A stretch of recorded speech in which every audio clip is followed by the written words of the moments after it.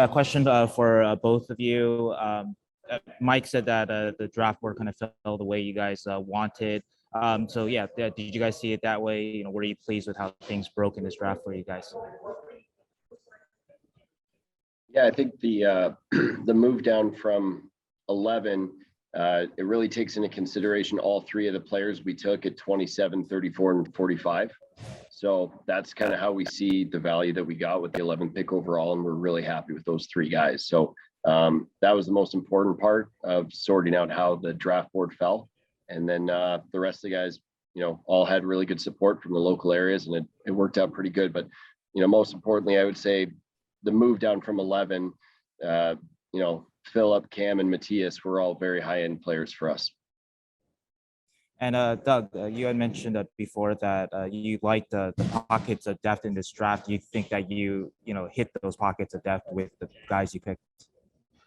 Yeah, I think Mike and Burke did a great job, and Joe runs our draft value charts, and the scouts identified areas in the draft where there was some strength, and they did a good job of getting us into those areas. So we left today with 5 players pretty much in the top 100. I think Bulpit was just outside of that, but we got into the areas that the scouts had identified players, and that's all you can ask for.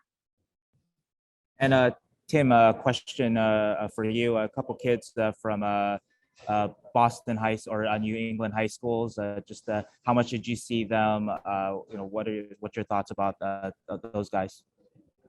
Yeah, well, one guy played in Green Bay, and he is from my area, but our guys really identified him out there more in Green Bay than I did in Boston. So they were really high on this guy. And Fisher, I saw he was a local kid too, but we had other guys in there seeing him too. So we had a good degree of support on both of them. And a question for both of you guys here. A particular emphasis on high school guys this year. I don't know if that just was maybe just an area that maybe you guys were looking at a little harder than other teams. You guys seem to have drafted a lot of kids out of high school or other, maybe considered lower levels over the years. So is that something that you guys were maybe looking to exploit? I think those players all had success at their levels. So, we've got a pretty big crop of rookies coming in this year to the Barracuda, and, they'll be on contracts for quite some time. So to fill in the reserve list underneath, we've talked about as a staff of really having a good player development group going forward. And I think now we have, 6 or 7 players that a development staff can work with, consistently over the next few years. So I think that was a big piece of it. But also these players were, successful. Like Joey Muldowney was one of the top scorers in the nation. Reese Laubach was one of the top scorers in the nation. These guys have had some success at their levels. So that was pretty important. Marco? Hey, Doug, I want to touch on, you guys took 2 players from the Linköping team in Sweden. What stood out about that team and their talent that made you guys want to take 2 of their players? And third or second, should I say, did you guys consider drafting Matthias's twin brother, Hugo, at the goalie position?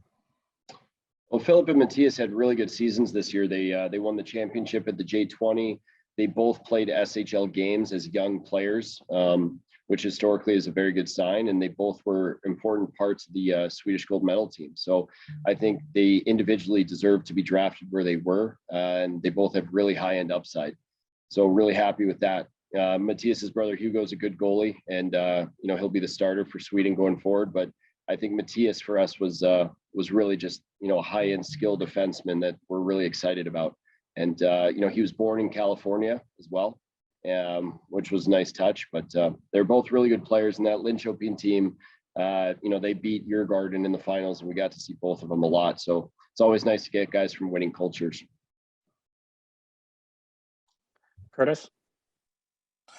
You mentioned Reese. Obviously kind of a historic pick, right? Junior Shark, former Junior Shark, coming into the Sharks organization. What did you like about him? Yeah, Pat Funk saw Reese quite a bit because he scored 51 goals for North Star Christian Academy, and then John Hull and Robbie Grillo and Neil McKenney all saw him in a couple of games in the USHL. The great thing about Reese is that Reese was, he was ranked by Central. He was ranked around. He's got a scholarship to Mankato, one of the top, producing NHL college teams right now for NHL players. So Reese has earned a lot of this, and it's awesome that he's a junior Shark and he's from San Jose. But most importantly, he had a great season, and he deserved to be drafted. And we're excited about him. He's extremely fast, and he's a good goal scorer. What's been your evaluation of local hockey players in the Bay Area? Do you sense that it's getting better over time, and can you see something like this happening, again in the future? Well, it's nice to draft a guy like Reese coming out of the San Jose program. You guys will probably be hearing about someone in the next 2 years who played in the San Jose program, Macklin and Aiden Celebrini. So there's a lot of really good, coming up in a few years. So there's some really good hockey, and with the expansion of Sharks Ice to 6 rinks, I mean, we're trying to, and then I believe Gilroy as well. So we're trying to grow the game as much as possible, and we have a lot of support to do it from the Sharks organization. So exciting day for us.